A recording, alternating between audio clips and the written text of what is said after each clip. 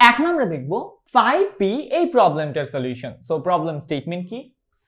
y is equal to x square বক্ররেখা x অক্ষ এবং x is equal to 1 O x is equal to 7 রেখাদ্বয় দ্বারা সীমাবদ্ধ অংশের ক্ষেত্রফল নির্ণয় করো। তো এটা হচ্ছে y is equal to x square বক্ররেখা, এটা হচ্ছে x অক্ষ, x is equal to 1, x is equal to 7। তাহলে মধ্যবর্তী অঞ্চল কতটুকু? আমি অলরেডি শেড করে রেখেছি, মধ্যবর্তী অঞ্চল হচ্ছে এইটুকু। তো এই অঞ্চলটা কি বেসিক্যালি এই গ্রাফের এখান থেকে এই পর্যন্ত নিচে যে অংশটুকু আছে সেটুকুই তো এই অঞ্চলটা, রাইট? এই গ্রাফের নিচের অংশ x is equal to 1 থেকে x is equal to 7 পর্যন্ত। সো একটা গ্রাফের নিচে x অক্ষের যে ক্ষেত্রটুকু আছে তার ক্ষেত্রফল বের করার ফর্মুলা কি?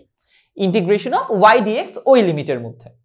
সো আমরা যেটা করব আলটিমেটলি আমরা just integration of y dx দিয়ে ক্ষেত্রফলটা বের করে ফেলবো, আমাদের ছেদ বিন্দুও বের করতে হবে না।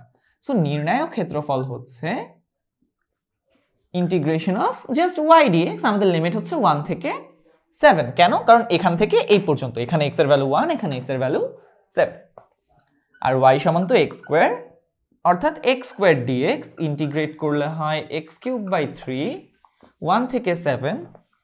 সো 7 কিউব হচ্ছে 343, 1 কিউব হচ্ছে 1, সো লাস্টেরটা হবে 1 by 3, which means basically 342 by 3 কাটাকাটি করলে থাকে 114। সো ফাইনাল আনসার হচ্ছে 114 বর্গ একক। তাহলে এটাই হচ্ছে আমাদের এই প্রবলেমের সলিউশন।